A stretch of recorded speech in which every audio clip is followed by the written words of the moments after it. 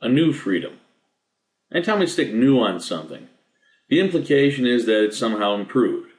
And when President Woodrow Wilson, during his campaign, started talking about a new freedom, he started to see things that he felt we could improve on. The old freedom was good, the new freedom would just be better. A quick review about progressivism. Remember, our two candidates when Wilson ran were Teddy Roosevelt and Woodrow Wilson. Roosevelt believed big business was just fine, as long as government was bigger. Wilson had a different idea. He said government didn't need to be big, business just needed to get smaller. In order to play this out, he had Congress put into place the Clayton Antitrust Act. Clayton Antitrust Act had a couple provisions. First of all, sale of stock between companies was prohibited when it would create a monopoly. Secondly, labor unions were pretty much given the thumbs up, the okay.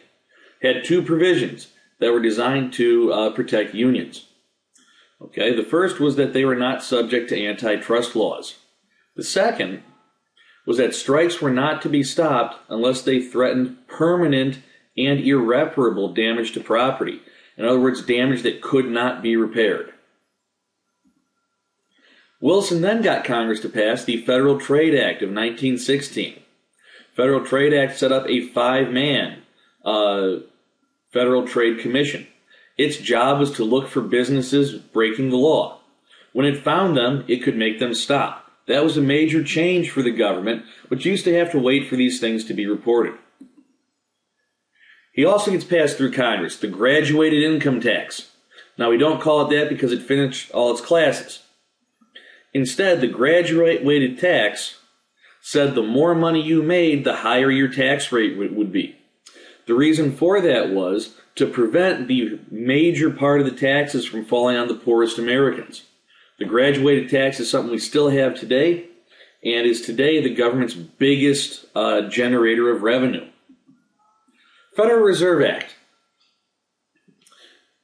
For a long time, our centers of banking were New York and Philadelphia, and that was just fine when we all lived there.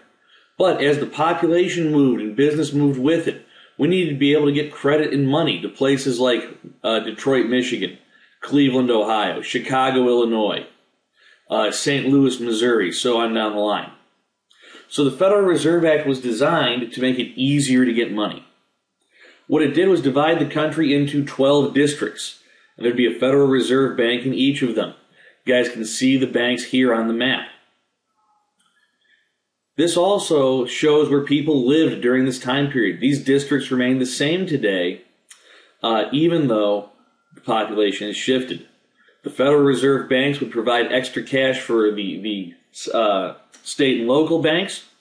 Also, were designed to help prevent bank collapses, although that didn't work out quite as well as they planned. Final major thing from Wilson's term was women's suffrage, which is the right to vote.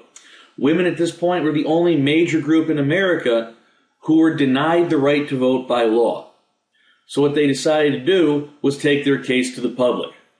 We saw various associations use tactics such as parades, as you see here. And the parade would be a great chance to get people's attention and pass out literature.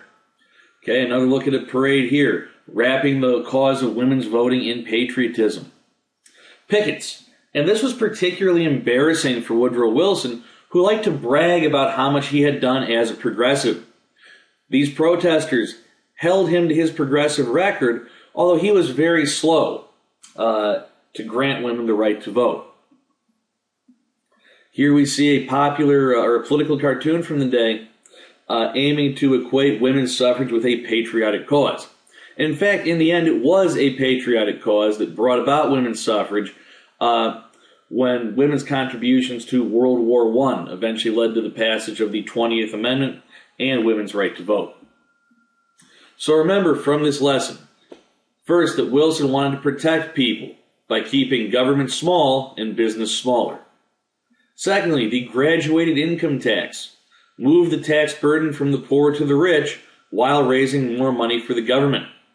And finally, the Federal Reserve System centralized banking and made money accessible to the whole country.